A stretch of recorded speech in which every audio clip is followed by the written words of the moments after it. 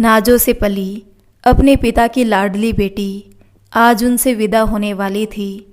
चारों ओर खुशी का माहौल था और ढोल ताशे बज रहे थे। सुमन के दिल में जहाँ एक नए जीवन की शुरुआत करने का उत्साह था, वहीं अपने माता पिता से बिछड़ने का दुख भी था। लेकिन ये रीत तो सदा से चली आई है, बेटियों को तो ससुराल जाना ही होता है। सजी संवरी लाल जोड़े में सुमन पलकों पर ख्वाब सजाई दुल्हन बनी बैठी थी और बाकी सभी बारात का स्वागत करने में व्यस्त थे। सुमन के दिल में आने वाले जीवन को लेकर हजारों सवाल उमड़ रहे थे, जो स्वाभाविक रूप से प्रत्येक लड़की के मन में होते हैं। सुमन की बचपन की और इकलौती सहेली उसके पास आकर बोली, जीजा जी तो बहुत ही सुंदर है सुमन, तेरी तो किस्मत ही चमक गई जो तुझे ऐसा जीवन साथी मिला है। सुमन की शादी राजेश से होने जा रही है, जो एक सरकारी नौकरी करता है। राजेश के घर में उसकी अम्मा, बाऊजी और एक छोटी बहन है जिसकी शादी हो चुकी है। राजेश का घर उसी की कमाई से चलता है, अर्थात वही घर का करता धरता सब कुछ है। सुमन अपनी सहेली के मुंह से राजेश की तारीफ सुनकर शर्मा गई और मन ही मन प्रसन्न होने लगी। उसके मुख से तो मानो प्रसन्नता के पुष्प झड़ रहे हो। अपने पिता से विरह की पीड़ा से व्यथित मन अब आनंद और उत्साह से भर गया। वो अपने आने वाले जीवन के सपने संजोने लगी।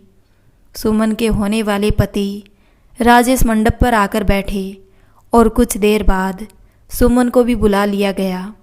अग्नि को साक्षी मानकर दोनों ने 7 फेरे लिए और आ गई शादी की सबसे मुश्किल रस्म, विदाई की रस्म, जिसके लिए कोई भी माता पिता अपने मन को कितना भी बहला ले मगर वो कभी राजी नहीं होते। सुमन के पिता ने दिल पर पत्थर रख अपने जिगर के टुकड़े को सदा खुश रहने का आशीर्वाद दिया। रोते बिलखते हुए सुमन विदा होकर अपने पति के घर आई। सुमन की सास शांति ने उसका गृह प्रवेश किया और शादी की अन्य रस्में की गई। सुमन को सभी से बहुत मान और लाड प्यार मिल रहा था। कुछ दिन हंसते खेलते नई बहू की आओ भगत में ही निकल गए। राजेश भी बहुत अच्छे इंसान थे और वो सुमन की हर इच्छा की पूर्ति करते। सुमन धीरे धीरे राजेश से प्यार करने लगी। सुमन और राजेश शादी के बाद कुछ दिन के लिए अकेले घूमने निकल पड़े, जहाँ दोनों को एक दूसरे को करीब से जानने का मौका मिला। सुमन की दुनिया अपने परिवार के इर्द गिर्द ही घूमने लगी। अपने पति के साथ आनंदपूर्वक ग्रस्त जीवन बिताते हुए सुमन कुछ समय बाद गर्भवती हुई। सुमन ने शर्माते हुए राजेश से कहा, आप पापा बनने वाले हैं। ये सुनकर राजेश खुशी से उछल पड़ा।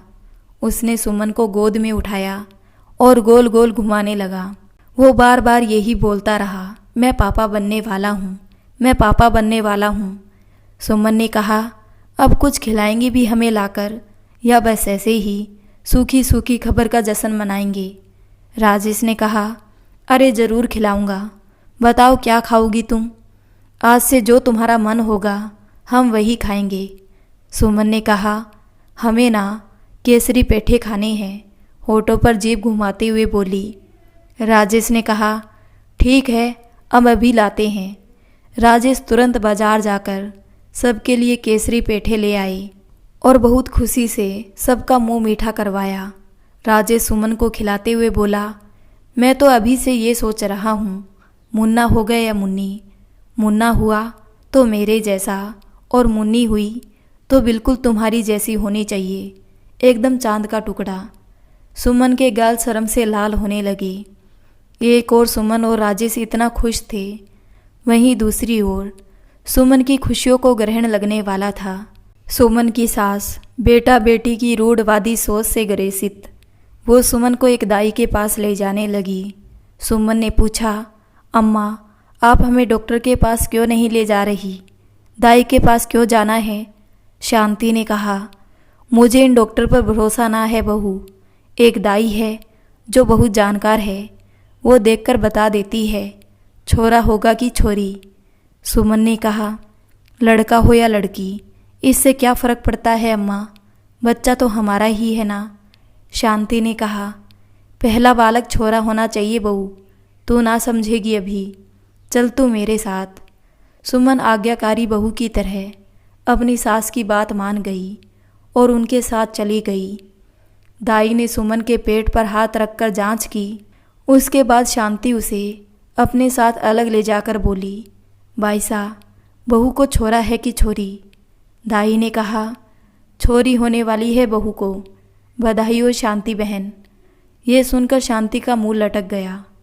दाई ने कहा, क्या हुआ शांति बहन, तुम खुश नहीं हो? शांति बोली, मैंने तो बहू के पेट से होने की बात सुनकर अपने पोते के लिए न जाने कैसे कैसे ख्वाब सजा लिए थे दाईसा। बहू ने तो मेरे सारे अरमानों पर पानी फेर दिया। दांतों को पीसते हुए बोली। दाईसा धीरे से बोली, तो बच्चा गिरवा क्यों नहीं देती? शांति बोली, ऐसा मुमकिन है क्या?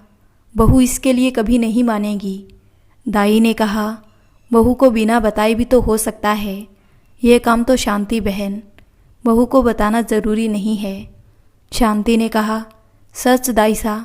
दाईसा ने एक जड़ी बूटी बनाकर शांति को दी और कहा कि इसे बहू को रात को दूध में मिलाकर पिला देना 2 दिन, इससे बच्चा भी नहीं रहेगा और किसी को पता भी नहीं लगेगा। लेकिन आप ये बात किसी से मत कहना शांति बहन, नहीं तो मेरा ये काम बंद हो जाएगा। इसी से तो मैं पेट पालती हूँ अपना। शांति ने उनके हाथ पर हाथ रखते हुए कहा, आपके मेरे बीच की बात है ये दाईसा, किसी को कानों कान खबर नहीं होगी। खबर लगी तो पता नहीं राजेश क्या करेगा, और राजेश के बाबूजी तो मार ही डालेंगे मेरे को।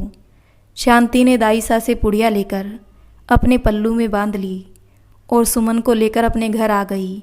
सुमन ने घर पहुंचकर पूछा कि क्या कहा अम्मा दाईसा ने, हमारा बच्चा स्वस्थ है ना? शांति मीठी छुरी की तरह बातें करते हुए बोली, तू और तेरा बच्चा दोनों एकदम स्वस्थ है बहू। दाईसा ने कहा है, खाने पीने पे ज़्यादा ध्यान देना होगा, तो अब से सुबह शाम दूध पीना है, समझी?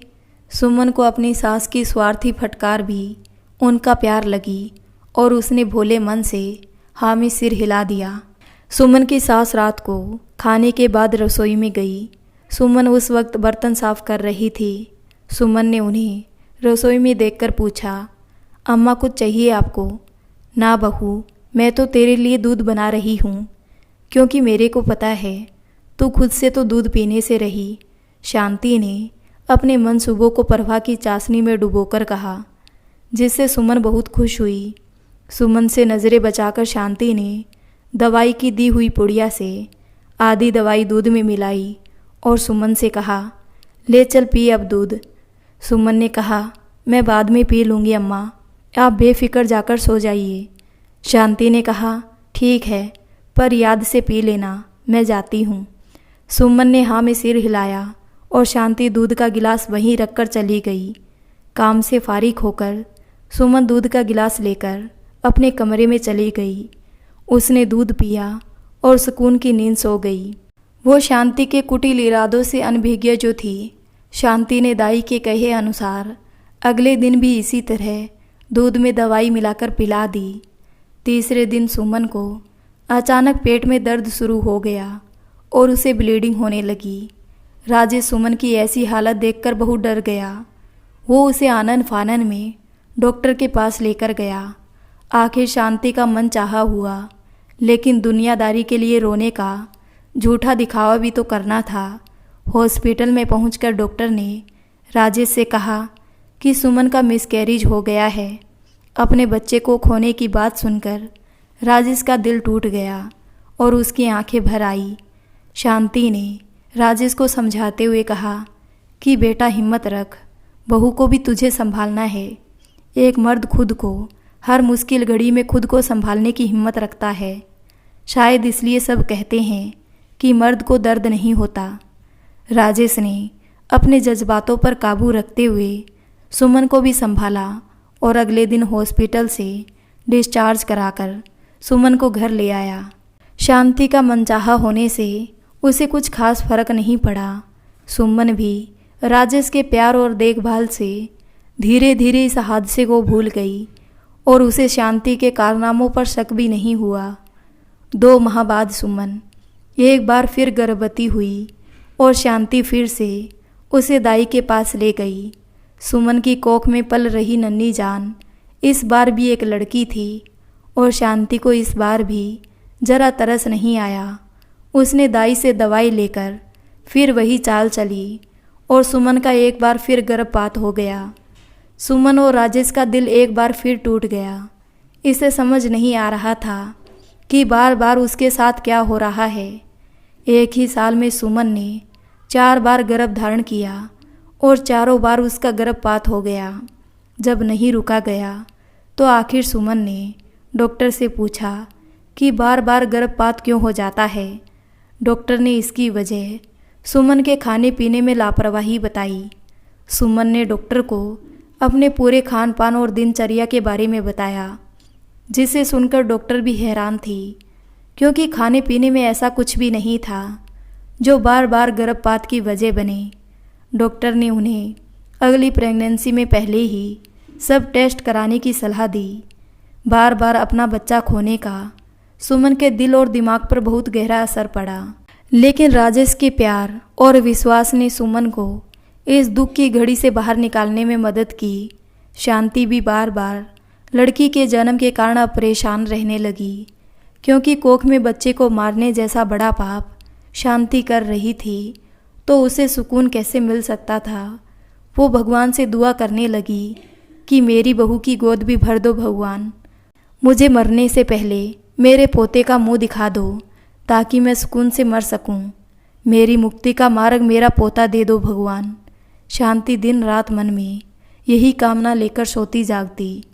आखिर भगवान ने शांति की प्रार्थना और सुमन के आंसू देखकर उसके दुखों का अंत कर ही दिया। कुछ समय पश्चात सुमन फिर गर्भवती हुई। हर बार की भांति शांति इस बार भी दाई के पास लड़का या लड़की की जांच कराने लेकर गई। वो मन ही मन प्रार्थना करने लगी कि इस बार छोरा हो बहू की कोख में, मैं तो गंगा नहा लूँ अपने पोते का मुंह देखकर। सुमन और शांति दाई के पास पहुँचे। दाई साहब ने सुमन का पेट देखकर शांति को अलग ले जाकर कहा, बधाई हो शांति बहन, भगवान ने आपकी विनती सुन ली। बहू को लल्ला होने वाला है, आपकी मुराद पूरी हो गई शांति बहन। ये सुनकर शांति की खुशी का तो जैसे कोई ठिकाना ही नहीं रहा। उसने अपने हाथ में पहनी सोने की अंगूठी दाई को तोहफे के रूप में दे दी, जिससे वो लालची दाई फूली नहीं समा रही थी। शांति सुमन को लेकर घर वापस आ गई। उसके चेहरे की चमक देख सुमन पूछने लगी, क्या बात है अम्मा, आज तो आपके चेहरे पर प्रसन्नता के बादल छाए हुए हैं। हमने आपको इससे पहले इतना खुश तो कभी नहीं देखा। क्या बात है अम्मा, हमें भी तो बताइए। टाइम आने पर पता लग जाएगा सब, कहते हुए शांति ने उसकी बात टाल दी। सुमन ने भी ज़्यादा जोर नहीं दिया। डॉक्टर के पास जाकर सुमन ने उनके बताए अनुसार सारे टेस्ट करवाए और उन सभी की रिपोर्ट बहुत अच्छी आई। पहली बार गर्भ ना गिरने की वजह से सुमन बहुत खुश रहने लगी। शांति भी पोते के मोह में सुमन और बच्चे का पूरा ख्याल रखती। देखते ही देखते 9 महीने पूरे हो गए और सुमन ने एक बेटे को जन्म दिया। घर में पहली बार किलकारियों की गूंज सुनाई दी और सभी बहुत खुश थे। सुमन के चेहरे पर लंबे अरसे के बाद रौनक आई थी, जिसे देख राजेश बहुत आनंदित हो रहा था। बच्चे का नाम दीपक भी शांति ने ही रखा। सुमन की जिंदगी खुशियों से भर गई। पहली संतान का सुख अनूठा ही होता है। दीपक को देख देखकर सुमन फूली नहीं समाती थी। अपनी 4 संतानों को खोने के बाद पुत्र प्राप्ति का कोट सुख सुमन अनुभव कर रही थी। उसे लफ्ज़ों में बयां कर पाना मुमकिन नहीं था। सुमन की सुनी जिंदगी में संतान के आने से बाहर आ गई। शांति हर वक्त दीपक को अपने सीने से लगाकर रखती, क्योंकि सभी को मूल से ज़्यादा ब्याज प्यारा होता है। बच्चों से ज़्यादा मोह तो नाती पोतों में ही रहता है। शांति का भी यही हाल था। सुमन घर के कामों में लगी रहती और शांति दीपक को खिलाती पिलाती, उसकी मालिश करती। दीपक की पूरी जिम्मेदारी शांति ने अपने कंधों पर ली हुई थी। दीपक करीबन 1.5 साल का था। एक रोज़ शांति उसे धूप में लेकर बैठी उसकी मालिश कर रही थी। वो उसकी मालिश करते हुए बातें करने लगी और बोली, तू जानता भी है छोरा, तेरा मुंह देखने के लिए मैंने कितने जतन किए हैं, तब जाकर भगवान ने तेरे को मेरी झोली में डाला। 4 छोरियों के बाद तू मिला मेरे को। वो तो भला हो दाई सा का, जिसने मेरे को ऐसी दवाई दी और बहू की कोख उजड़ जाती। मैंने तो पहला बालक छोरा ही चाहिए था। सच में दाई सा के हाथ में जादू था, जो देखते ही बता देती कि छोरा है कि छोरी। तेरे होने की खबर भी तो दाई सा ने ही मारे को दी थी। उसकी बातें सुनकर दीपक खिलखिलाकर हंसने लगा, मानो कह रहा हो कि अम्मा बहुत पाप कर लिए, अब हिसाब चुकता करने की बारी है। दीपक को हंसता देख शांति भी हंसने लगी, लेकिन उसकी वो हंसी बस पल भर की थी, जो किसी की तेज़ आवाज़ से हवा हो गई। शांति जब दीपक की मालिश कर रही थी तो उन्हें साथ में खेलता देख राजेश वहीं रुक गया। उसने अपनी अम्मा की कही सारी बातें सुन ली और उसकी आंखों में क्रोध भर आया। वो लगभग चीखते हुए बोला, अम्मा। राजेश की आवाज़ सुनकर शांति सकपका गई और उसके हाथ जहाँ के तहाँ रुक गए। राजेश की चीख सुन सुमन भी वहाँ दौड़ी चली आई। राजेश शांति के नज़दीक गया और चिल्लाते हुए बोला, अम्मा, आप ऐसा कैसे कर सकती हैं? जरा भी शर्म नहीं आई आपको ऐसी नीच हरकत करते हुए? शांति राजेश के गुस्से से डर गई। सुमन ने कहा, क्या हुआ जी, आप अम्मा पर इस तरह क्यों चिल्ला रहे हैं? राजेश ने कहा, क्योंकि ये इसी के लायक है। सुमन ने कहा, वो अम्मा है आपकी, प्लीज़ शांत हो जाइए। अपनी अम्मा पर चिल्लाना शोभा नहीं देता आपको। राजेश ने कहा, जब तुम्हें पता लगेगा ना तो तुम्हें भी ऐसे ही गुस्सा आएगा। सुमन ने शांति के आंसू पोंछकर, बात जो भी हो, लेकिन आप अम्मा से इतनी बेरुखी से बात नहीं करेंगे। तो राजेश ने कहा, तुम जानना नहीं चाहती मैं क्यों इतना गुस्सा कर रहा हूँ? क्या किया है इन्होंने मेरे साथ, तेरे साथ, हमारे बच्चों के साथ? शांति उसके सामने हाथ जोड़कर चुप रहने का इशारा करने लगी और सुमन उन्हें देख रही थी। राजेश ने कहा, अब क्यों हवाइयाँ उड़ गई अम्मा? बताओ ना अपनी बहू को कि क्या किया है तूने इसके साथ। वो बहू जो अभी भी तेरे लिए मुझे शांत होने को कह रही है, बताएगी नहीं उसे कि क्या किया तूने उसकी कोख के साथ? शांति नज़रें नीची कर नीर बहाई जा रही थी और सुमन को कुछ भी समझ में नहीं आ रहा था कि आखिर हुआ क्या है। सुमन ने कहा, आप पहेलियाँ बुझाना बंद कर बताएंगे बात क्या है? अम्मा कब से रोई जा रही है, कुछ तो लिहाज कीजिए। राजेश गुस्से में चीखते हुए बोला, यह हत्यारीन है, जान ली है इन्होंने हमारे बच्चे की। एक बार नहीं 4 बार। हमारी नन्ही सी जान जो इस दुनिया में आई भी नहीं थी, उसको इन्होंने बेटी होने की सज़ा दे डाली। 4 बार जो तेरा गर्भपात हुआ वो इस तेरी अम्मा की ही मेहरबानी थी। इन्होंने ही हमारी बच्चियों को दुनिया में आने से पहले ही मौत की नींद सुला दिया, मौत की नींद सुला दिया। राजेश फूट फूट कर रोने लगा। सुमन आश्चर्यचकित होकर बस इतना ही बोली, अम्मा आपने? सुमन की पकड़ शांति के हाथों पर ढीली पड़ गई और वो जड़वत अवस्था में वहीं ज़मीन पर बैठ गई। राजेश ने रोते हुए एक एक बात सुमन को बताई और सुमन के कानों में उसके शब्द गर्म शीशे के जैसे पिघलने लगे। सुमन पर तो मानो किसी ने वज्रपात किया हो। राजेश शांति पर भड़कता हुआ बोला, क्योंकि अम्मा आपने? ऐसा क्यों? एक बार भी आपको सुमन के आंसू नहीं दिखाई दिए? एक के बाद एक वो अपने बच्चों को मरता देखती रही और हमें कानों कान खबर तक नहीं लगने दी कि ये गंदी साजिश आप रच रही हैं। क्यों किया आपने? जवाब दीजिए अम्मा, क्यों? राजेश ने शांति को झकझोरते हुए कहा। शांति रोते हुए बोली, माफ़ कर दे बेटा, मैं पोते के मुंह में अंधी हो गई थी। सही गलत कुछ नहीं सूझ रहा था मेरे को। मेरी तो बस अपना पोता देखने की इच्छा थी, इसलिए इस पापी मन ने ये पाप कर दिया। अपनी अम्मा को माफ़ कर दे बेटा, माफ़ कर दे अपनी अम्मा को। पोता भी हो जाता ना अम्मा, कौन सी आफत आ रही थी जो आपने मेरी 4 औलादों की बलि चढ़ा दी। उनका नहीं तो कम से कम सुमन के आंसुओं का ही ख्याल कर लेती। हालत देखी थी ना आपने इसकी, फिर भी जरा भी तरस नहीं आया आपको इस पर। एक औरत होकर आपने तो माँ की ममता को ही लज्जा दिया अम्मा। छी, मैं क्या मुंह दिखाऊंगा सुमन को अम्मा। जिस परिवार के भरोसे मैं इसे ब्याह कर लाया, उसने क्या किया इसके साथ। कैसे सामना करूंगा मैं इसका, कैसे। राजेश गुस्से, दर्द और आत्मग्लानि भरे मन से घर से निकल गया। शांति उसके पीछे दौड़कर आवाज़ें देते हुए रोकने की बहुत कोशिश की, लेकिन उसने एक ना सुनी और अपनी मोटरसाइकिल लेकर निकल गया। शांति वापस दौड़ते हुए अंदर आई और सुमन से कहने लगी, बहू राजू, राजू पता नहीं कहाँ चला गया। गुस्से में, उसे रोक बहू, राजू। शांति रोते हुए सुमन से राजेश के पास जाने को कहने लगी, लेकिन सुमन निशब्द बैठी रही। शांति के किए से सुमन के दिल को इतनी ठेस पहुंची थी कि वो अपनी सुध बुध ही खो बैठी थी। सुमन के दिल में गमों का पहाड़ बन गया और भीतर ही भीतर वो खुद को कोसने लगी कि मैं क्यों गई उस दाई के पास, क्यों मैं अम्मा की बातों में आई। ना मैं अम्मा की बातें आंख मूंद कर मानती और ना मेरी कोख बार बार उजड़ती। सुमन एकदम पत्थर समान हो गई, जिस पर किसी बात का कोई असर नहीं हो रहा था। दीपक भी भूख के कारण बिलख रहा था, लेकिन सुमन बुत बनी बैठी रही। उसके जख्म इतने गहरे थे कि उसके कानों तक उसकी औलाद की आवाज़ ही नहीं पहुंच रही थी। शांति ने दीपक को अपनी गोद में उठाया और वापस सुमन के पास आई। सुमन ने अपनी चुप्पी नहीं तोड़ी तो शांति ने उसके गाल पर जोरदार तमाचा जड़ दिया। थप्पड़ लगते ही सुमन अपने होश में आई।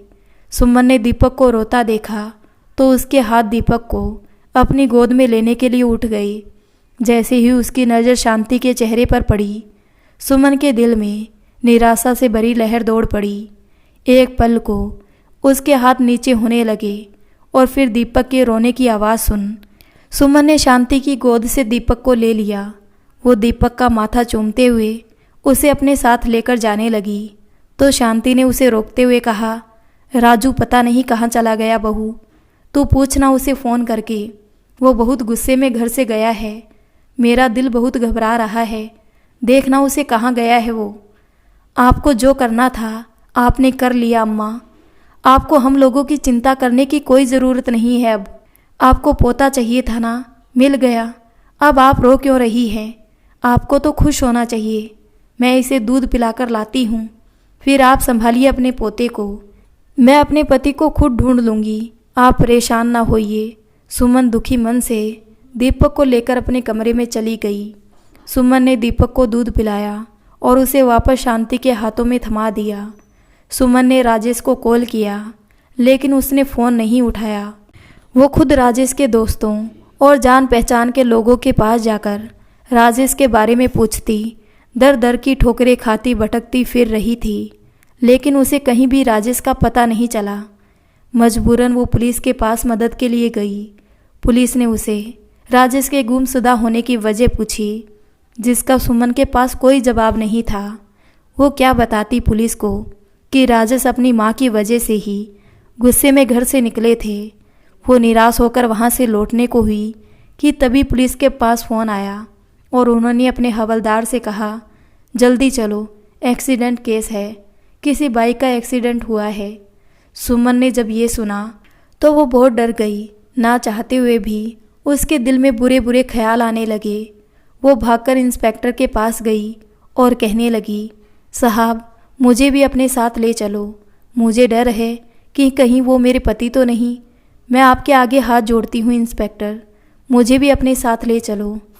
इंस्पेक्टर सुमन को अपने साथ लेकर एक्सीडेंट स्पॉट पर पहुँचे। सुमन ने जब राजेश को जख्मी हालत में देखा तो वो ज़ोर से चीख पड़ी। नहीं, सुमन भागकर राजेश के पास गई और उसकी आंखों से नर्वत आंसू धारा बहने लगी। पुलिस की मदद से राजेश को हॉस्पिटल पहुंचाया गया। राजेश बुरी तरह से जख्मी था और उसे बहुत सीरियस चोटें भी आई थी। अस्पताल में राजेश का इलाज चला। वक्त के साथ साथ राजेश के जिस्म के ऊपरी घाव तो भर गए, लेकिन उसके कमर के नीचे का हिस्सा सुन्न पड़ गया। हादसे में राजेश ने अपने पैर गंवा दिए। अब वो कभी अपने पैरों पर खड़ा नहीं हो सकता था। इसे बदकिस्मती कहो या शांति के कर्मों का फल, लड़कियों को कोख में मारने का जो घिनौना पाप उसने किया, उसकी सज़ा उसके बेटे को मिली, जो वो अपने पैरों पर ही खड़े होने लायक नहीं रहा। कहते हैं माता पिता के किए गए परिणाम संतान को भुगतना पड़ता है। शायद इसलिए राजेश की ये दशा थी। 4 बेटियों की मौत का कर्ज जो शांति के सिर पर था, उस कर्ज की भरपाई राजेश को अपने पैर गंवाकर करनी पड़ी। शांति अपने बेटे को बिस्तर पर पड़ा देख आत्मगिलानी में डूब गई। अपने पाप की गठरी का बोझ वो उठा ना सकी और कुछ ही वक्त में वो परलोक सिधार गई। घर की सारी जिम्मेदारी सुमन के ऊपर आ गई। उसे घर में गृह लक्ष्मी और घर का मर्द दोनों की भूमिका निभानी थी। 3 साल का छोटा बच्चा और बीमार पति और पेट पालने का सारा उत्तरदायित्व सुमन के नाजुक कंधों पर आ गया। राजेश सुमन से माफ़ी मांगते हुए कहने लगा, मुझे माफ़ कर देना सुमन, तुम इस घर में कितने ख्वाब सजा कर आई थी और हमने तुम्हें कभी कोई खुशी नहीं दी। इस घर में सिवाय तकलीफ़ों के तुम्हें और कुछ नहीं मिला। तुम चाहो तो अपने पिता के घर जाकर सुकून की ज़िंदगी जी सकती हो सुमन। सुमन राजेश के हाथों को थामकर बोली, आप पति हैं मेरे, जन्मों जन्मों तक साथ निभाने का वचन दिया है हमने एक दूसरे को।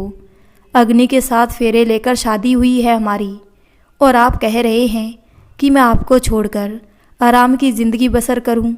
कभी नहीं। इतनी कायर नहीं हूं मैं कि जब मुश्किल घड़ी में साथ निभाने की बात आई तो मैं आपको छोड़कर चली जाऊं। मरते दम तक मैं आपका साथ निभाऊंगी। एक लड़की ससुराल से तभी विदा होती है जब उसकी अर्थी उठती है, और उससे पहले मैं इस घर से कहीं भी नहीं जाने वाली। राजेश की आंखों में आंसू भर आए तो सुमन उसके आंसू साफ करते हुए कहने लगी, आप बिल्कुल भी परेशान मत होइए, मैं थोड़ा बहुत काम धंधा करके हमारे परिवार को पालूंगी। अब तक ये फ़र्ज़ आपने निभाया, अब मेरी बारी। राजेश ने रोते हुए कहा, मैं बहुत खुश नसीब इंसान हूँ जो तुम जैसी लड़की मुझे जीवन साथी के तौर पर मिली। इतने में ही दीपक खिलखिलाते हुए वहाँ आ गया और सुमन उसे गोद में उठाकर कहा, अब तो बस आप दोनों ही मेरी दुनिया हैं। सुमन थोड़ी पढ़ी लिखी थी। उस ज़माने में शायद लड़कियों को पढ़ाते भी यही सोचते थे कि बुरे वक्त में उनकी पढ़ाई कुछ काम आ सके। अपने परिवार का मर्द बन सुमन ने विद्यालय में पढ़ाना शुरू किया। लोग उसके बारे में तरह तरह की बातें बोलते कि सास के जाते ही बहू के पर निकल आए। घर में अपाहिज पति को छोड़कर कहाँ जाती है किसी को क्या पता। सुमन को कुछ लोग ताने देते तो कुछ उसकी समझदारी और साहस की प्रशंसा भी करते। दीपक 3 साल का हो चुका था और वो खूब दौड़ने फिरने लगा था। सुमन के लिए ये मुश्किल घड़ी थी कि दीपक को कहाँ छोड़े, क्योंकि राजेश तो इस हालत में नहीं थे कि वो उठाकर दीपक का ख्याल रख सके। इसलिए सुमन ने दीपक का दाखिला अपने ही विद्यालय में करवा लिया ताकि उसकी फीस में थोड़ी बचत भी हो सके और दीपक के विद्यालय आने जाने और अन्य कामों में सुमन को कोई आपत्ति ना हो। सुमन सुबह जल्दी उठकर राजेश को नहलाना, खाना बनाना, खिलाना, राजेश के सारे काम करती। उसके बाद वो खुद तैयार हो दीपक को तैयार कर अपने साथ विद्यालय ले जाती। वहाँ से लौटकर वो घर के काम में लग जाती। एक छोटे बच्चे की पूरी जिम्मेदारी, ऊपर से राजेश का भी सारा काम। सुमन दिन रात काम में लगी रहती। शुरू में सब सही चलता रहा, लेकिन बाद में जैसे जैसे दीपक बड़ा होने लगा उसकी पढ़ाई के तथा अन्य खर्चे भी बढ़ने लगे, जिसके लिए सुमन की तनख्वाह पर्याप्त नहीं थी। सुमन ने घर पर सिलाई का काम भी शुरू कर दिया। वो सुबह राजेश का सारा काम करती और नाश्ता बनाती, दीपक को विद्यालय के लिए तैयार करती, टिफ़िन लगाती और फिर उसे अपने साथ लेकर विद्यालय जाती। वापस आकर वो फिर से राजेश की देखभाल, उसके बाद सिलाई और घर के अन्य कामों में व्यस्त हो जाती। रात को सोने से पहले राजेश के पैरों की मालिश करती, इस उम्मीद में कि शायद वो फिर से अपने पैरों पर खड़ा हो सके। सुमन सुबह से लेकर रात तक एक पैर पर नाचती सारे काम करती। रात होने तक वो थक कर चूर हो जाती। लेटते ही वो गहन निद्रा में चली जाती। राजेश सुमन की ऐसी हालत देखकर खुद को कोसता, मगर उसकी मदद के लिए हाथ भी नहीं बढ़ा सका। सोती हुई सुमन की हालत देख राजेश खुद को इतना ज़्यादा बेबस और लाचार महसूस करता था जितना उसने कभी नहीं किया। सुमन की जी तोड़ मेहनत और राजेश की आत्मगिलानी दिनों दिन बढ़ती जा रही थी। देखते ही देखते समय पंख लगाकर उड़ गया और सुमन की मेहनत और राजेश ने दीपक को अच्छी शिक्षा और अच्छी परवरिश के साथ बड़ा किया। 15 साल बीत गए। दीपक 18 साल का हो गया था और अब उसकी विद्यालय की पढ़ाई समाप्त हो चली। आगे की पढ़ाई के लिए उसे शहर जाकर महाविद्यालय में दाखिला लेना था। दीपक अपने दाखिले की तैयारी में व्यस्त था और सुमन दिन रात एक करके उसकी पढ़ाई के लिए पैसे जुटाने में लगी थी। इस बीच एक अनहोनी और हो गई। एक दिन अचानक से राजेश की तबीयत बहुत बिगड़ गई और सुमन बहुत ज़्यादा घबरा गई। दीपक और सुमन उसे गांव के ही सरकारी अस्पताल में लेकर गए। अस्पताल ले जाने से डॉक्टर से पता लगा अधिक तनाव लेने के कारण उसके दिमाग की कोई नस फट गई है, जिसकी वजह से उन्हें बचा नहीं पाए। यह सुनकर सुमन को बड़ा झटका लगा। सुमन राजेश की मौत से पूरी तरह टूट गई। बेशक राजेश अपाहिज थे, लेकिन उसे देख देख कर ही सुमन के दिल को सुकून मिलता था। सुमन की मांग का सिंदूर उजड़ गया और वो कुछ ना कर सकी। सुमन रोते हुए बोली, और कितनी परीक्षाएं लेना बाकी है भगवान। पहले मेरी औलादों को और अब मेरे पति को मुझसे छीन लिया आपने। किस पाप की इतनी बड़ी सज़ा दे रहे हैं आप मुझे भगवान। मैंने तो कभी किसी का बुरा नहीं चाहा, फिर मेरे साथ ही ऐसा क्यों। आपने राजेश को अपाहिज किया, मैंने फिर भी कोई शिकायत नहीं की, संतोष रखा, फिर अब ये सब क्यों भगवान। सुमन बिलक बिलक कर राजेश की अर्थी के सामने बैठी रो रही थी। सुमन की माँ उसे अपने सीने से लगाई बैठी उसे चुप कराने लगी। पास की एक औरत सुमन की माँ से कहने लगी, जाने कौन सी घड़ी में ब्याह करा बहन जी आपने छोरी का। कभी सुख ना पाई इस घर में, जब से ब्याह के यहाँ आई है बस दुख ही दुख झेले हैं छोरी ने। सुमन सबकी बातों से अलग बस रोई जा रही थी। दीपक ने राजेश का क्रियाक्रम किया और सुमन की आंखें अभी तक नहीं सूखी। एक एक करके सभी रिश्तेदार चले गए और घर में दीपक और सुमन ही शेष बचे थे। दोनों ही एक दूसरे का सहारा बनते संभलते धीरे धीरे जीवन का सफ़र वापस पटरी पर आने लगा। दीपक के खातिर सुमन ने अभी खुद को संभाला। सुमन को अब एक माँ और पिता दोनों का फ़र्ज निभाना था। फ़र्ज तो पहले भी सुमन ही निभा रही थी, लेकिन तब राजेश जीवित थे, किंतु अब हालात कुछ और है। सुमन ने फिर विद्यालय और सिलाई का काम शुरू कर दिया और दीपक अपनी पढ़ाई में व्यस्त हो गया और वो महाविद्यालय की प्रवेश परीक्षा में उत्तीर्ण भी हो गया। उसे शहर के बड़े महाविद्यालय में दाखिला मिल गया। दीपक बहुत ज़्यादा खुश था, लेकिन उसे एक चिंता भी थी। सुमन ने कहा, क्या हुआ बेटा, तू कुछ परेशान है? दीपक ने कहा, माँ मुझे शहर जाना होगा आगे की पढ़ाई के लिए। सुमन ने कहा, हाँ तो जाना, क्या तकलीफ़ है जाने में। दीपक ने कहा, माँ शहर जाकर रहने और पढ़ाई में बहुत ज़्यादा खर्चा आएगा और अपने पास इतने पैसे भी तो नहीं है। सुमन ने कहा, थोड़ा मैं कर लेती हूँ और थोड़ा तेरे पापा के दफ्तर से मिले हैं, उतना पर्याप्त होगा ना। दीपक ने कहा, नहीं माँ, 4 साल की पढ़ाई, रहना, खाना पीना और भी अन्य खर्चे आप तो जानती हैं ना, शहर में सब कुछ कितना महंगा होता है माँ। और फिर यहाँ आपको भी तो चाहिए होंगे थोड़े बहुत पैसे, तो सब कुछ मुझे दे दोगी तो खुद क्या करोगी। सुमन मुस्कुराते हुए बोली, औलाद से पहले माँ बाप कभी कुछ सोचते हैं क्या भला। मेरा सब कुछ तेरा ही तो है बेटा। और वैसे भी कहते हैं अपनी औलाद को पढ़ाना लिखाना काबिल बनाना ही माँ की सबसे बड़ी पूंजी होती है। ये पैसे तो बस निवेश मात्र है। जब तू पढ़ लिख कर बड़ा आदमी बन जाएगा ना, तो ये सारे दुख दर्द दूर हो जाएंगे। दीपक सुमन के गले लगकर बोला, हाँ माँ, बस एक बार मैं अच्छी नौकरी लग जाऊँ, उसके बाद देखना आपकी दुनिया ही बदल दूंगा मैं। आपके लिए सब कुछ अलग और नया होगा। आपको वो हर खुशी दूंगा जो आपने मेरे लिए कुर्बान कर दी। सुमन ने पीठ थपथपाते हुए कहा, पागल है तू पूरा। दीपक ने कहा, पता नहीं आप इतना कैसे कर लेती हैं माँ।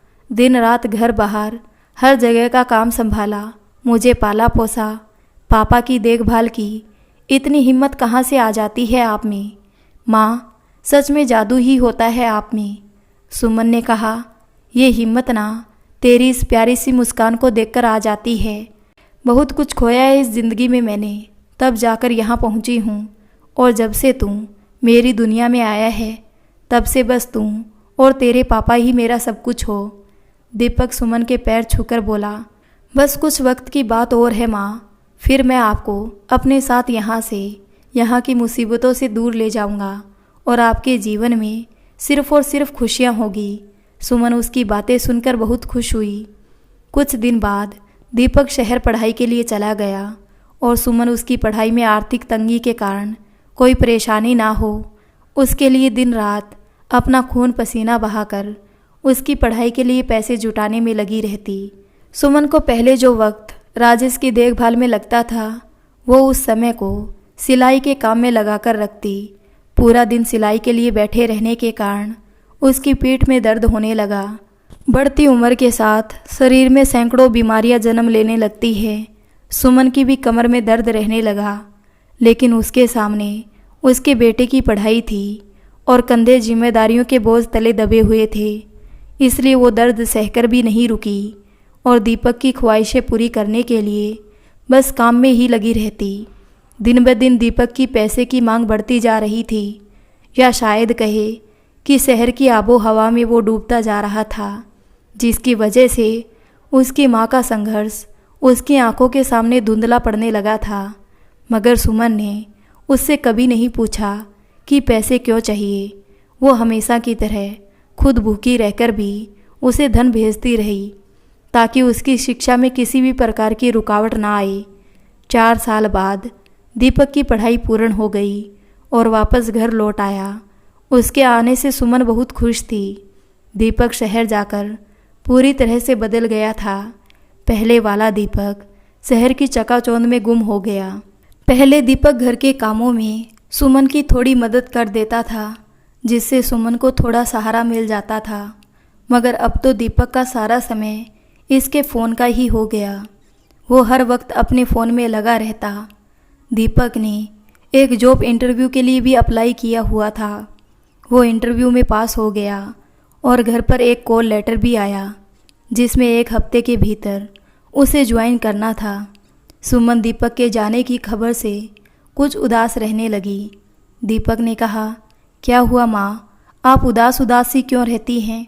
आपकी तबीयत तो ठीक है ना माँ? सुमन ने हाँ में सिर हिला दिया। दीपक ने फिर कहा, फिर क्या बात है माँ, जब से मेरी नौकरी लगी है आप उदास रहने लगी हैं। आप मेरी नौकरी से खुश नहीं हैं क्या माँ? सुमन ने कहा, नहीं बेटा, ऐसी बात नहीं है। तो दीपक ने कहा, तो फिर क्या बात है माँ, बताइए ना मुझे। सुमन बोली, अभी कुछ दिन पहले ही तो आया है तू शहर से वापस, जी भर के तेरे साथ भी नहीं रही और तू फिर जाने की कह रहा है। दीपक ने कहा, माँ, जाना तो होगा ना, बस कुछ दिन की बात और है। एक बार शहर जाकर मैं रहने का बंदोबस्त कर दूं, फिर आपको भी अपने साथ शहर ले जाऊंगा। सुमन कुछ नहीं बोली, बस खामोश रही। दीपक फिर से बोला, माँ, अगर आप ऐसे उदास रहोगी तो फिर मैं नौकरी छोड़ देता हूँ। ये मुझे नहीं करनी कोई नौकरी, जब आप ही खुश नहीं। सुमन उसके गाल पर हल्की सी चमाट लगाते हुए बोली, चुप कर तू, क्यों नहीं करेगा नौकरी? हाँ, इतना पढ़ाया लिखाया किस लिए? घर में बैठने के लिए? तू शहर भी जाएगा और नौकरी भी करेगा। दीपक ने कहा, लेकिन माँ आप। सुमन बात बीच में काटते हुए बोली, आप कुछ नहीं, तू जाएगा और ज़रूर जाएगा। मैं आज तक तेरी खुशी के आड़े आई हूँ, जो अब आऊँगी।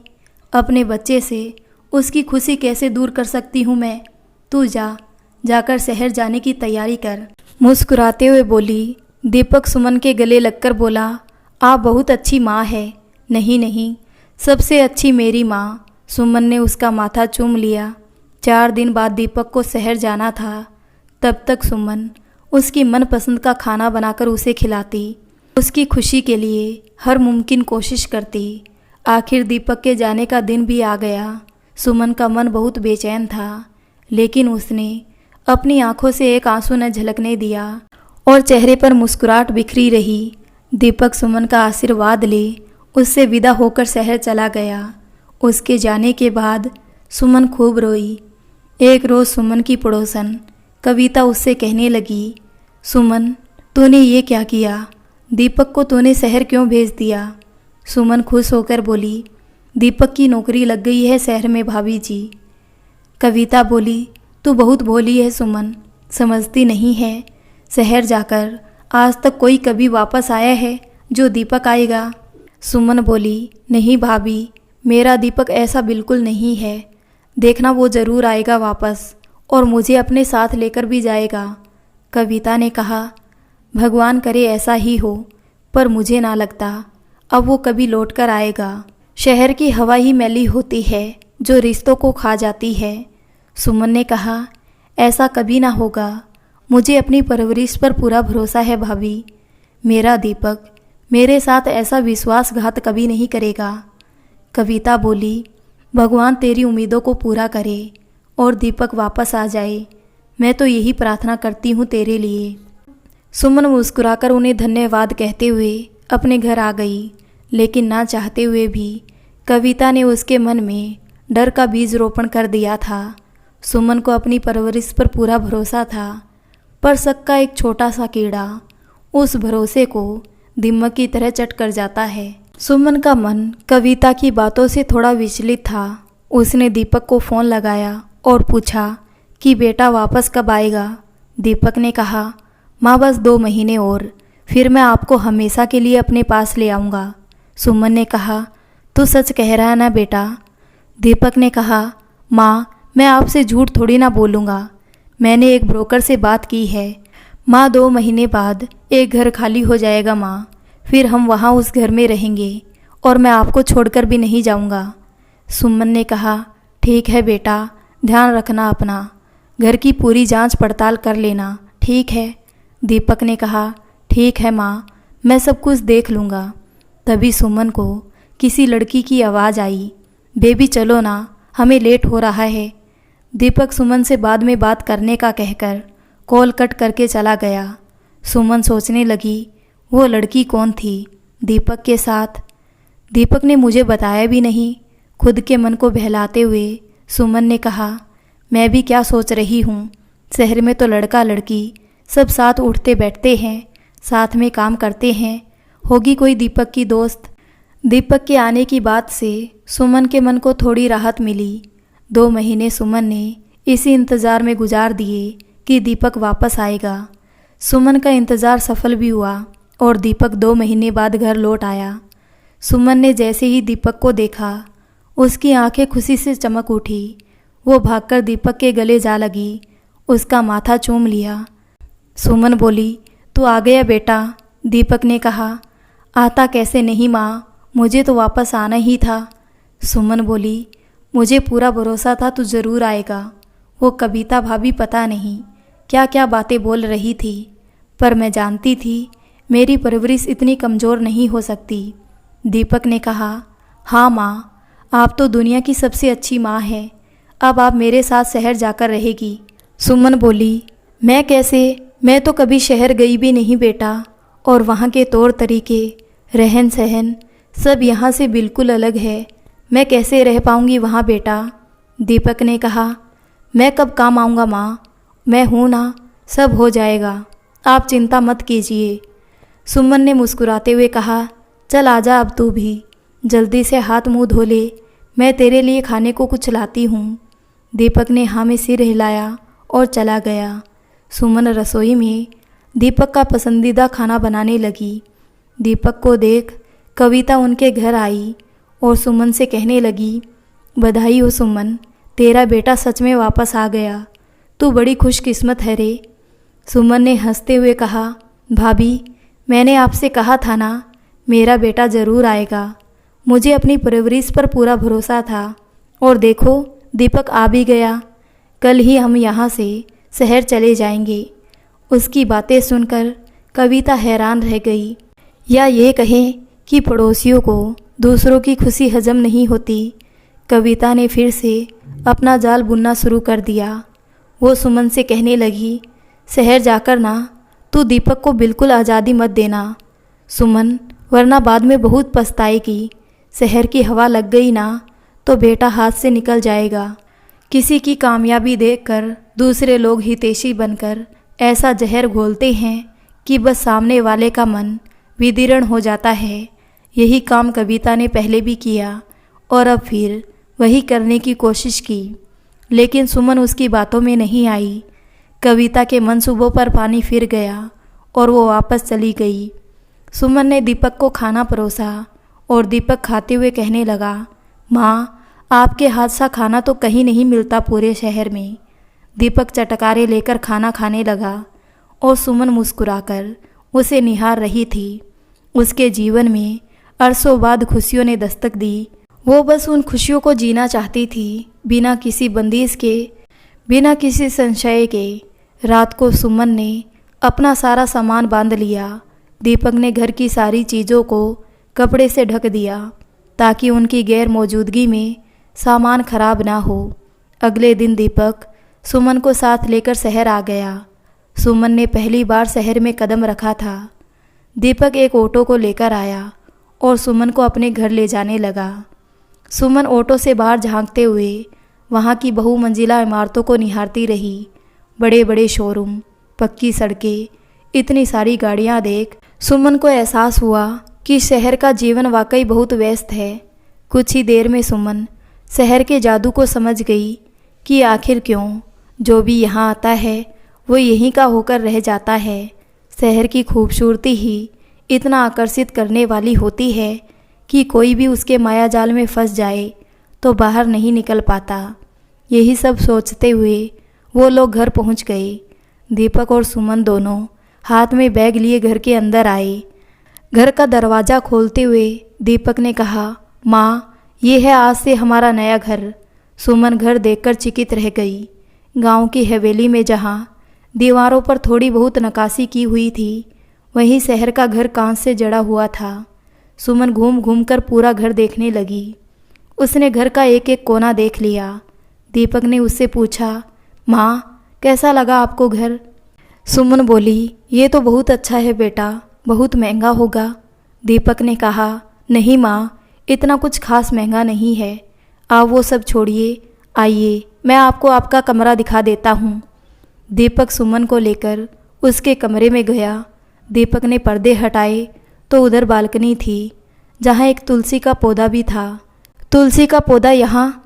सुमन चहकते हुए बोली। दीपक खुश होते हुए बोला, हाँ माँ, मैं जानता हूँ आप गाँव में भी रोजाना तुलसी को पानी देकर ही अपने दिन की शुरुआत करती थी, इसलिए मैंने सोचा यहाँ भी एक पौधा लगा दूँ ताकि आपको उस घर की चीज़ों की कमी ना खले। उसकी बातें सुनकर सुमन का दिल खुशी से भर गया। वो सोचने लगी कि कितना ख्याल रखता है मेरा बेटा मेरी छोटी छोटी बातों का। सच में मैंने कोई बहुत ही अच्छे कर्म किए होंगे, तभी मुझे दीपक जैसा बेटा मिला है। उसकी आंखों के कोर आंसुओं से भीग गए। सुमन ने जल्दी से उन्हें साफ किया और वो दोनों कमरे से बाहर आ गए। सुमन दीपक से बोली, मैं चाय बनाने जा रही हूँ, तो लेगा ना चाय? दीपक ने हाँ में सिर हिला दिया तो सुमन रसोई घर में चाय बनाने चली गई। सुमन चाय बनाते हुए बोली, बेटा, तू यहाँ खाना कैसे खाता था, क्योंकि तुझे तो खाना बनाना आता ही नहीं है। दीपक ने कहा, माँ, कभी बाहर खा लेता था तो कभी दोस्त बनाकर लाती, उसी में खा लेता। सुमन ने कहा, तभी इतना दुबला पतला हो गया बाहर खा खा कर। अब मैं आ गई हूँ ना, देखना पहले जैसा हट्टा कट्टा बना दूंगी तुझे। दीपक ने कहा, आपके हाथ के खाने की तो बात ही अलग है माँ। सुमन चाय और कुछ बिस्किट लेकर आई और दोनों ने साथ में चाय पीते हुए खूब गप्पे मारे। उसके बाद दोनों आराम करने अपने कमरों में चले गए। शाम हो चली थी। सुमन उठकर रात के खाने की तैयारी करने लगी। दीपक भी अपने कमरे से बाहर आया और बोला, माँ, मैं एक दोस्त से मिलने जा रहा हूँ, 8 बजे तक घर आऊँगा। सुमन ने उसे वक्त से आने को कहा और दीपक चला गया। सुमन ने खाना बनाकर तैयार कर दिया और दीपक के साथ ही खाना खाने का सोचने लगी। 8 बज गए और उसने सोचा दीपक आता ही होगा तो डाइनिंग टेबल पर खाना लगा देती हूँ। सुमन ने सारा खाना टेबल पर लगाकर रख दिया और खुद दीपक का इंतज़ार करने लगी। इंतज़ार करते हुए 8 से 9 बज गए, लेकिन दीपक घर नहीं आया और देखते ही देखते 10:30 बज गए। इंतज़ार करते करते कुर्सी पर बैठे ही सुमन की आंख लग गई। दीपक देर रात घर पहुंचा तो उसने देखा सुमन कुर्सी पर बैठे सो रही है। दीपक की आंखें एकदम चढ़ी हुई थी। उसने सुमन को हिलाते हुए जगाया। माँ, माँ, उठिए माँ, आप यहाँ क्यों सोई है माँ? दीपक की आवाज़ से सुमन की आंख खुल गई और सामने दीपक को देखकर बोली, बड़ी देर कर दी बेटा आने में तूने। हाँ माँ, वो काम थोड़ा ज़रूरी था। आप यहाँ मत सोइए, कमरे में जाकर सो जाइए, दीपक ने बड़ी शालीनता से कहा। दीपक के बोलते ही उसके मुंह से शराब की बदबू आने लगी। सुमन हैरान होकर बोली, दीपक, तू शराब पी कर आया है? दीपक उससे नज़रें चुराने लगा। सुमन थोड़ी तेज आवाज़ में बोली, इधर उधर क्या देख रहा है? मेरी तरफ देख दीपक, शहर आकर तूने शराब पीना भी शुरू कर दिया। दीपक बोला, माँ वो। सुमन ने कहा, क्या माँ वो? तुझे यहाँ नौकरी के लिए भेजा था या इन सब के लिए? दीपक बोला, माफ़ कर दे माँ, वो दोस्तों ने ज़बरदस्ती पिला दी थोड़ी सी। सच में मेरी कोई गलती नहीं माँ, 1-2 घूंटी पिया है मैंने बस। सब दोस्त पी रहे थे तो उन्होंने मुझे भी पिला दी। प्लीज़ गुस्सा मत कर माँ। सुमन बोली, ठीक है, जा तू हाथ मुँह धोकर आ, मैं खाना लगाती हूँ तेरे लिए। दीपक बोला, सॉरी माँ, मैंने खाना बाहर ही खा लिया दोस्तों के साथ। मुझे नींद आ रही है, मैं सोने जा रहा हूँ, आप भी सो जाइए। दीपक उन्हें सोने का कहकर अपने कमरे में चला गया और सुमन मन मसोज कर बिना खाना खाए ही भूखी अपने कमरे में जाकर सो गई। उसके सामने ये पहली बार था कि उसने दीपक की अलग ही छवि देखी, जो उसके गांव वाले दीपक से बिल्कुल अलग थी। सुमन के दिमाग में कविता की कई बातें घूमने लगी कि शहर जाकर अपने बेटे पर थोड़ी लगाम लगाकर रखना, कहीं शहरी हवा में खो ना जाए। चाहते हुए भी सुमन अपने जहन से ये ख्याल नहीं निकाल पा रही थी कि उसका बेटा उसका सा नहीं रहा। अगली सुबह दीपक उठकर ऑफिस जाने के लिए तैयार हो गया। सुमन ने उसके लिए नाश्ता बना दिया और टिफ़िन भी पैक करके दिया। दीपक ऑफिस के लिए निकल गया और सुमन घर पर अकेली रह गई। सुबह से शाम हो गई, सुमन अकेली घर पर बोर हो गई। ना कोई काम, ना कोई जान पहचान। वो घर की 4 दीवारी में पूरे दिन रहकर तंग आ गई, लेकिन जाए भी तो कहाँ, उसे समझ में नहीं आ रहा था। रात को दीपक थक हार कर घर आया और खाना खाकर सोने चला गया। रोज की यही दिनचर्या बन गई, जिसमें रहकर सुमन का दम घुटने लगा था। कहाँ गांव की मिट्टी की महक और कहाँ शहर की प्रदूषण की बदबू, कहाँ गांव की चौपाल और चहल पहल और कहाँ शहर का एकाकीपन।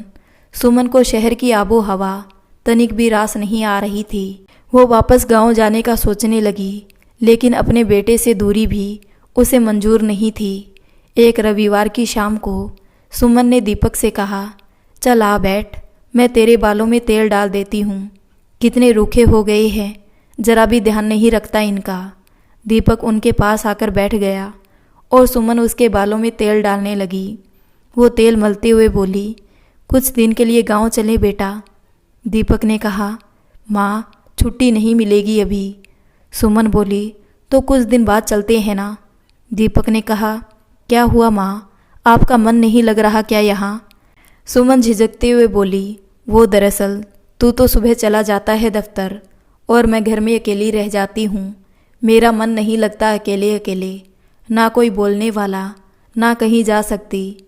घुटन सी होती है मुझे इस घर में, दिन काटना मुश्किल हो जाता है। घर की दीवारें खाने को दौड़ती है। सुमन की बातें सुनकर दीपक किसी सोच में पड़ गया। दीपक के कुछ ना बोलने पर सुमन ने दोबारा बोला, तू सुन भी रहा है मैं क्या बोल रही हूँ? दीपक हड़बड़ाते हुए बोला, हाँ हाँ सब सुन रहा हूँ माँ।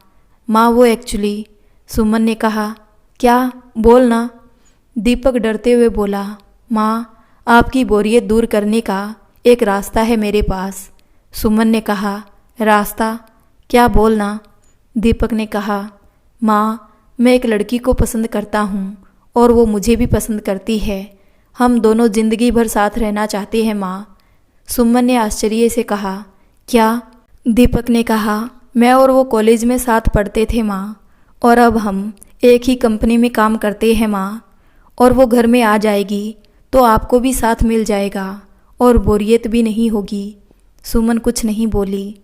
माँ बोलिए ना, आप मेरी बात से खुश नहीं हैं क्या माँ? सुमन कुछ पल की खामोशी के बाद बोली, मुझे मिलना है लड़की से। अगर मुझे पसंद आई तो ही मैं इस रिश्ते के लिए हाँ कहूँगी। पहले ही बता देती हूँ, समझा? दीपक हाँ में सिर हिलाते हुए खुशी से उछल पड़ा और उसे खुश देखकर सुमन भी खुश थी। एक माँ की खुशी तो उसके बच्चे में ही होती है।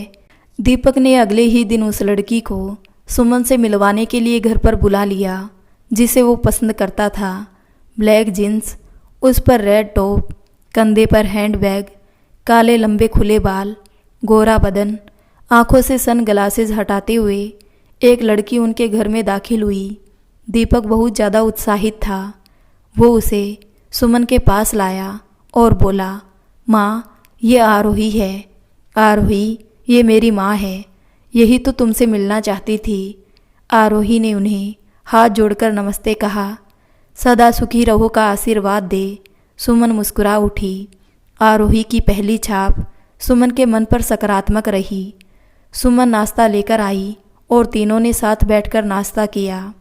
इसी दौरान सुमन ने आरोही से उसके परिवार, खानदान की भी जांच पड़ताल निकाल ली। सुमन को आरोही बेहद संस्कारी और सुलझी हुई प्रतीत हो रही थी।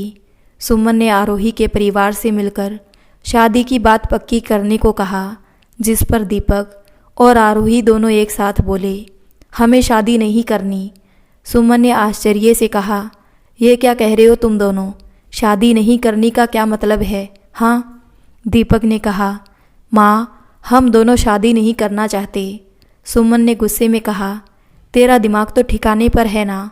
शादी नहीं करना चाहते, प्यार करते हो ना एक दूसरे को, एक साथ रहना चाहते हो ना दोनों, फिर शादी क्यों नहीं करनी तुम्हें? आरोही ने कहा, आंटी एक बार हमारी बात तो सुनिए आप। सुमन बोली, क्या सुनूं? और कल तो दीपक मुझसे कह रहा था कि मैं अकेली नहीं रही, इसलिए वो घर में लेकर आएगा किसी को, और अब मना कर रहा है शादी के लिए। शादी नहीं करनी थी तो तुझे यहाँ लेकर क्यों आया? दीपक ने कहा, माँ सुनो तो सही पहले, हम शादी नहीं करना चाहते, बल्कि हमने सोचा है कि हम लव इन रिलेशनशिप में रहेंगे। सुमन झुंझलाते हुए बोली, अब ये क्या होता है? दीपक ने कहा, हम दोनों बिना शादी के एक साथ एक घर में एक कमरे में पति पत्नी की तरह रहना चाहते हैं माँ। दीपक की बातें सुनकर सुमन को बहुत तेज गुस्सा आया और उसका हाथ उठ गया।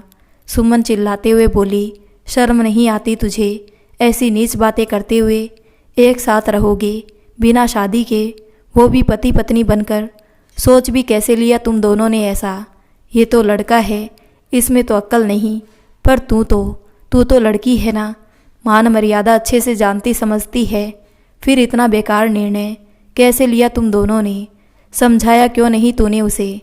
आरोही उनके पास आकर कहने लगी, आंटी लव इन में रहना कोई पाप नहीं होता, हमारी सरकार भी इजाज़त देती है इसे, कानूनन मान्यता दी गई है इस रिश्ते को, तो ये गलत कैसे हो सकता है? सुमन बोली, एक बात बताओ, तुम दोनों को शादी से क्या आपत्ति है? शादी क्यों नहीं कर सकते तुम दोनों? शादी करके भी तो एक साथ रह सकते हो, फिर क्यों नहीं करनी? दीपक ने कहा, माँ हम दोनों एक दूसरे से प्यार करते हैं और अपना प्यार दुनिया को दिखाने के लिए हमें हमारे रिश्ते को नाम देने की ज़रूरत नहीं है, इसलिए हमने सोचा था कि हम शादी नहीं करेंगे। और वैसे भी ये सब तो शहरों में आम बात है माँ, बहुत लोग रहते हैं माँ शहर में जो लिव इन में है और अपनी ज़िंदगी में खुश भी है। सुमन भरी आंखों से बोली, तुझे मैंने शहर में पढ़ना लिखना सीखने भेजा था, यह शहरी संस्कृति। कल तक मुझे गर्व हो रहा था मेरे बेटे पर कि शहर जाकर भी वो अपने संस्कार नहीं भूला, लेकिन आज तूने मेरा सिर शर्म से झुका दिया। क्या मुंह दिखाऊंगी मैं गांव बिरादरी में लोगों को? लोग हंसेंगे हम पर कि मेरा बेटा बिन ब्याह के किसी लड़की के साथ रहता है। तेरी माँ की परवरिश पर लोग उंगली उठाएंगे। आरोही बोली, तो हमें ऐसे लोगों को बताना ही क्यों है कि हम शादीशुदा है या नहीं? सुमन बोली, अच्छा, और जब रिश्तेदार जान पहचान वाले ताने देंगे ना कि बेटे की शादी कर दी, हमें बुलाया भी नहीं, तब कौन सा मुंह लेकर जाएंगे उनके सामने? क्या बताएंगे उन्हें कि शादी तो हुई नहीं है? हम गांव के हैं बेटा, तुम्हारी तरह ये शहरी चाल चलन ना आता हमें। ये गलत है तो है। तुम दोनों बिना शादी के एक साथ नहीं रहोगे बस। आरोही बोली, मगर कानून भी हमें इस बात की इजाज़त देता है आंटी। सुमन ने कहा, ये कानून और किताबी बातें अपने घर वालों को जाकर बोलना तुम, फिर वो बताएंगे क्या सही है और क्या गलत। आरोही बोली, वो सब जानते भी हैं और हमारे इस फैसले में हमारे साथ भी आंटी। ये सुनकर सुमन के होश उड़ गए। वो खुद को बिल्कुल ठगा सा महसूस कर रही थी। उसे यकीन नहीं हो रहा था कि कैसे कोई माता पिता अपनी बेटी को किसी लड़के के साथ बिना शादी संग रहने की इजाज़त दे सकते हैं। शायद यही फ़र्क था भारतीय और पाश्चात्य संस्कृति में जो दीपक और आरोही के परिवार में था। सुमन बोली, तुम दोनों को साथ रहना है तो शादी करके भी तो रह सकते हो ना, उसमें क्या आपत्ति है तुम्हें? मुझे तो यही समझ में नहीं आ रहा। दीपक बोला, हम शादी करना नहीं चाहते माँ, इतनी सी बात आपको समझ में नहीं आ रही। आरोही रोते हुए बोली, दीपक, मैं तुम्हारे बिना नहीं रह सकती। प्लीज़ अपनी माँ को समझाओ ना कि वो मान जाए, प्लीज़ दीपक। दीपक बोला, सुना माँ आपने, कितना प्यार करती है आरोही मुझसे, मैं इसे नहीं छोड़ सकता माँ, और हम साथ ही रहेंगे। सुमन बोली, साथ रहना ही है तो पूरे रीति रिवाज से रहो ना बेटा, ये क्या बेवजह की जिद पकड़ कर बैठे हो? आरोही रोने लगी और उसका रोना देख दीपक क्रोध में भर गया। वो सुमन से ऊंची आवाज़ में कहने लगा, माँ, मैं और आरोही एक साथ रहेंगे और इसी घर में रहेंगे। आपको हमारे साथ रहना है तो हंसी खुशी रहिए, वरना मैं कल के कल ही आपको गांव वापस छोड़ देता हूँ। आप गांव में ही रहना, मैं खर्चे के पैसे भेज दिया करूँगा। दीपक सुमन से मुंह फेर कर खड़ा हो गया। दीपक के कठोर शब्दों से सुमन के ममतामयी हृदय पर कुठाराघात हुआ। उसकी आंखों से आंसू झलकने लगे। आज उसके सामने वो दीपक था जिसकी उसने कभी कल्पना नहीं की थी। सुमन का दिल वेदना से भर गया। वो मात्र इतना बोली कि जैसे तुझे ठीक लगे बेटा, और अपने कमरे में चली गई। बेटे के प्रति असीम मोह ने सुमन को बांध रखा था, जिसके कारण उसे गांव वापस जाना भी गवारा नहीं था। उसके जहन में कविता भाभी की कही बातें रह रहकर उमड़ने लगी कि शहर की हवा में कहीं दीपक खो ना जाए। आज उसे उनकी कही बातें सच प्रतीत हो रही थी। दीपक के व्यवहार से सुमन का मन बहुत विचलित हो गया, लेकिन सुमन के लाख मनाने समझाने के बाद भी दीपक नहीं माना और वो आरोही को अपने घर ले आया। मजबूरन सुमन को चुप्पी साधनी पड़ी। सुमन गांव के रंग में रंगी और आरोही शहर के वातावरण में पली बड़ी लड़की थी। दोनों को एक साथ घुल मिलने में वक्त लगने वाला था। पहले तो सुमन इस रिश्ते से खुश नहीं थी, लेकिन जब दोनों बच्चों ने फैसला ले ही लिया तो सुमन ने भी अपनी जिद छोड़कर उन्हें अपना लिया। कुछ समय तक सब सही चलता रहा। सुमन आरोही पर भरपूर प्यार लुटाती। एक रोज़ सुमन की तबीयत कुछ खराब थी। दीपक ने उसे दवाई लाकर दे दी। आरोही सज धज कर कहीं जाने को हुई तो सुमन ने उसे रोकते हुए कहा, आरोही बेटा, तुम कहीं जा रही हो? आरोही ने प्रसन्नता से कहा, हाँ माँ, आपको पता तो है मैं हर शनिवार को अपनी फ्रेंड से मिलने जाती हूँ, तो आज भी मैं मेरी फ्रेंड्स के साथ किटी पार्टी में जा रही हूँ। सुमन बोली, बेटा आज तो रहने दो तुम, मेरी तबीयत कुछ ठीक नहीं है, तुम जरा मेरे पास ही रुक जाओ आज। आरोही बोली, लेकिन माँ, सभी मेरा वेट कर रही होगी और मैं तैयार भी हो गई, नहीं जाऊँगी तो मुझे भी अच्छा नहीं लगेगा। सुमन बोली, बेटा, मेरे बस का होता तो मैं तुझे रुकने को कभी नहीं कहती, प्लीज़ आज घर पर ही रुक जा। आरोही ने छोटा सा मुंह बना लिया। उसके उदास चेहरे को देख सुमन का दिल पिघल गया और कहा, ठीक है, चली जाओ तुम, बस मेरी ज़रूरत की एक दो चीज़ें मेरे पास रख जाओ और हो सके तो आज थोड़ा जल्दी वापस आ जाना। ये सुनकर आरोही बहुत खुश हुई। उसने जी माँ कहते हुए सुमन के कहे अनुसार उसकी ज़रूरत का सारा सामान उसके पास रख दिया और अपने दोस्तों से मिलने चली गई। रात हो चली लेकिन आरोही घर वापस नहीं आई। सुमन को भूख लगने लगी तो वो उठकर अपने लिए कुछ खाने का देखने रसोई में जाने लगी। सुमन की हालत खड़े होने की भी नहीं थी, मगर घर में कोई नहीं था तो उसने खुद से उठने की कोशिश की। सुमन बिस्तर से उठकर दीवार का सहारा लेकर लगभग घिसड़ते हुए रसोई की तरफ जाने लगी, लेकिन उसे चक्कर आने लगे। वो धड़ाम से ज़मीन पर गिर पड़ी। वो ज़मीन से उठने की कोशिश कर रही थी, लेकिन आसपास कोई सहारे की वस्तु न होने के कारण सुमन के लिए उठ पाना बेहद मुश्किल हो गया था। ठीक उसी समय दीपक घर पर आया और उसने सुमन को ज़मीन पर गिरा देखा। वो दौड़ते हुए उसके पास आया। दीपक ने सुमन को गोद में उठाकर बिस्तर पर लेटाया और आरोही आरोही कहकर उसे आवाज़ देने लगा।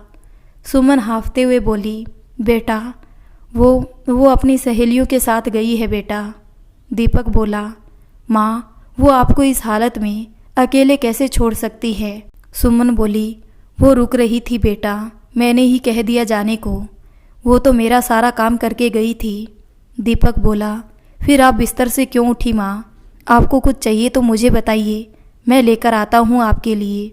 सुमन बोली, भूख लगी है बेटा, कुछ खाने को ले आ।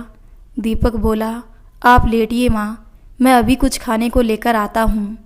दीपक रसोई में जाकर जल्दी से सुमन के लिए कुछ खाने को लेकर आया और अपने हाथ से खिलाने लगा। उसी समय आरोही भी घर आ गई। उसने दीपक को देखा तो मुस्कुराते हुए बोली, अरे दीपक तुम कब आए? आज तुम जल्दी आए हो या मुझे देर हो गई आने में? दीपक गुस्से में बोला, तुम माँ को अकेला क्यों छोड़कर गई? आरोही बोली, मैं माँ से पूछकर ही गई थी दीपक, तुम चाहो तो इनसे पूछ सकते हो। दीपक ने कहा, सब बता दिया माँ ने मुझे, लेकिन इतनी समझ तो तुम में होनी चाहिए ना कि माँ बीमार है तो उन्हें अकेला नहीं छोड़ूं। मगर नहीं, तुम्हें तो अपनी किटी पार्टी की पड़ी है बस। सुमन बोली, बेटा इसे मत डांट, इसकी सच में कोई गलती नहीं है। आरोही बोली, सुन लिया तुमने, हो गई तसल्ली। आरोही को गुस्सा आ गया और वो पैर पटकते हुए अपने कमरे में चली गई। दीपक सुमन को खाना खिलाने लगा तो सुमन ने कहा, बेटा तुझे आरोही से ऐसे बात नहीं करनी चाहिए थी, जाकर देख, वो बहुत गुस्से में है। दीपक उठकर अपने कमरे में गया तो देखा आरोही गुस्से में भरी बैठी थी। दीपक ने उसके सामने कान पकड़कर सॉरी कहा। आरोही उस पर बरसते हुए बोली, मैंने जब कहा कि मेरी कोई गलती नहीं है तब तो तुमने माना नहीं। अब क्या अचार डालूं तुम्हारी इस सॉरी का? तुम्हें आइडिया भी है, तुमने कितना चिल्लाया मुझ पर। हम 4 साल से साथ हैं दीपक, लेकिन कभी हमने एक दूसरे से ऊंची आवाज़ में बात तक नहीं की। और तुम्हारी माँ को आए 4 महीने नहीं हुए तुम मुझ पर इस तरह से चिल्लाने लगे। ऐसा नहीं है यार, वो मैंने माँ को ज़मीन पर नीचे गिरा देखा तो बस गुस्सा आ गया। I am sorry. आरोही बोली, तो अपना ये गुस्सा ज़रा काबू में रखा करो, बेवजह तुम्हारा गुस्सा सहन नहीं करूँगी मैं। दीपक बोला, आगे से ऐसा नहीं होगा कभी, मैं कभी नहीं डांटूंगा तुम्हें, प्रॉमिस। दीपक ने आरोही को गले लगा लिया और दोनों में फिर से सुलह हो गई। दीपक ने कहा, अब भूख लगी है, प्लीज़ कुछ खाने को दो यार, अभी लाती हूँ कह के आरोही रसोई में चली गई और खाना बनाने लगी। आरोही ने अपने और दीपक के लिए खाना बनाया। उसके बाद सुमन के पास गई और पूछने लगी कि माँ आपको कुछ चाहिए? सुमन ने उसे पानी देने को कहा तो आरोही ने एक जग पानी उसके पास रख दिया। उसके बाद दीपक के साथ खाना खाया और सो गई। अगले दिन रविवार था तो दीपक भी घर पर ही था। सुमन की तबीयत में भी पहले से सुधार था, इसलिए वो उठकर थोड़ा बहुत काम करने लगी ताकि सेहत में जल्द से जल्द सुधार हो सके। सुमन की हालत पहले से ठीक देख आरोही ने दीपक से कहा, चलो ना हम कहीं बाहर घूमने चलते हैं, कितना वक्त हो गया हम कहीं साथ में नहीं गए, चलो ना आज चलते हैं। दीपक ने भी उसे हाँ कह दिया और वो लोग शाम होते ही सैर पर जाने को तैयार हो गए। जाते जाते दीपक ने सुमन से कह दिया कि माँ आप अपना खाना खाकर सो जाना, आरोही ने रसोई में रख दिया है, हम बाहर ही खाते आएंगे। सुमन ने मुस्कुराते हुए कहा, ठीक है बेटा, ध्यान से जाना। दीपक और आरोही चले गए। रात होने पर सुमन अपने लिए खाना लेने रसोई में गई। सुमन ने सब्जी के बाउल को देखा तो उसमें दोपहर की सब्जी रखी थी और चपाती बॉक्स देखा तो दोपहर की बची हुई चपातियाँ रखी थी। सुमन अपनी थाली लगाते हुए खुद से कहने लगी, शायद आरोही बनाना भूल गई होगी या फिर रखा है खाना इसलिए नहीं बनाया होगा। कितनी समझदार लड़की है, जरा भी खाना बेकार नहीं करती। सुमन ने खुश होते हुए चपातियों को हल्का सा गर्म किया और खाना खाने लगी। खाना खाकर वो सो गई और दीपक आरोही घूमकर देर रात को वापस आए और सीधे अपने कमरे में सोने चले गए। अगली सुबह सुमन जल्दी उठ गई और रात को देर से सोने के कारण दीपक व आरोही सो रहे थे। सुमन ने सबके लिए नाश्ते में आलू के पराठे बना लिए और देखते ही देखते 9 बज गए। वो सोचने लगी कि दीपक का दफ्तर का समय हो गया है, लगता है आज आंख नहीं खुली दोनों की, मैं ही जाकर जगा देती हूँ। सुमन दीपक के कमरे का दरवाज़ा खटखटाने लगी तो दीपक और आरोही की आंख खुल गई। आरोही नींद खराब होने से झुंझलाते हुए बोली, दीपक यार देखो ना, तुम्हारी माँ ने सुबह सुबह घर सिर पर क्यों उठा रखा है, अब ये चैन से सोने भी नहीं देगी क्या हमें। एक दिन जरा लेट क्या हुए, शोर मचा दिया इन्होंने तो, जाओ जाकर देखो, मुझे बहुत नींद आ रही है। आरोही नींदों में बोलती हुई सो गई। दीपक ने उबासियाँ लेते हुए दरवाज़ा खोला तो सुमन सामने खड़ी थी। वो नींद खराब होने की वजह से चिड़चिड़ाते हुए बोला, क्या है माँ, क्यों सुबह सुबह दरवाज़ा पीट रही हो, सारी नींद खराब कर दी। बेटा 9 बज गए हैं, तू दफ्तर नहीं जाएगा क्या आज, तेरा कोई ज़रूरी काम था ना आज, इसलिए जगाने आई थी मैं तो। सुमन ने अपनी सफाई देते हुए कहा। आंख मलते हुए दीपक बोला कि हाँ मुझे याद है माँ, मैं उठ रहा था खुद ही, पर आपने ऐसे शोर मचाकर सारा मूड खराब कर दिया। आरोही की नींद खराब हो गई। अब जाओ मेरे लिए नाश्ता बना दो, मैं आता हूँ तैयार होकर। दीपक ने इतने बुरे तरीके से कहा कि सुमन के मन को उसके शब्दों से ज़्यादा उसका लहजा तकलीफ़ दे गया। वो चुपचाप वहाँ से चली गई। दीपक तैयार होकर आया और सुमन ने उसे नाश्ता परोसा। दीपक अपना टिफ़िन लेकर चला गया। उसे एक पल के लिए भी एहसास नहीं हुआ कि सुमन के मन को कितनी ठेस पहुंची है। सुमन ने भी नाश्ता कर लिया। दोपहर हो चली तब आरोही उठकर कमरे से बाहर आई और बोली, माँ 1 गिलास नींबू पानी देना, मेरा सिर घूम रहा है। सुमन समझ गई कि ज़रूर इसने शराब पी है रात को, तभी इतना ज़्यादा सोई है और अब चक्कर भी आ रहे हैं। सुमन ने उसे नींबू पानी बनाकर दिया। आरोही पानी पीकर नहाने चली गई ताकि नशा उतर जाए।